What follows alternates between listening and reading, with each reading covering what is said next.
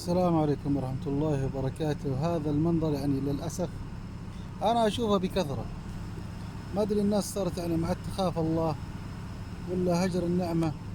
هذا نص سندويشت بجبيك مرمي وأكل مرمي بالشارع بالشكل هذا. والله يا ناس خاف الله، خاف الله. كيف النعمة تنكب؟ عبيت بطنك وطشيت الباقي، يوم انك جيعان بطنك يصرصر ماسك سيرة طابور 20 واحد قدامك، ويوم ان امتلى بطنك لف الباقي وحطه عندك في السيارة ودها البيت.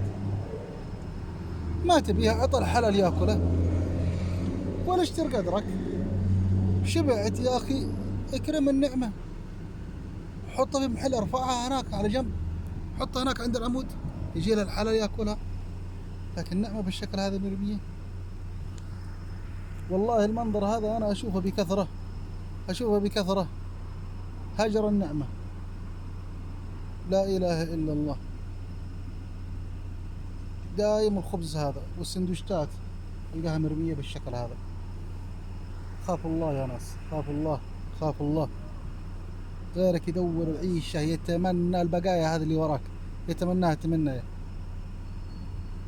أبى أنزل الحين وبرفع النعمة هذه. لا إله إلا أنا مستحيل أقف في محل وألقى خبز وأخليه، مستحيل، هذا من طبعي.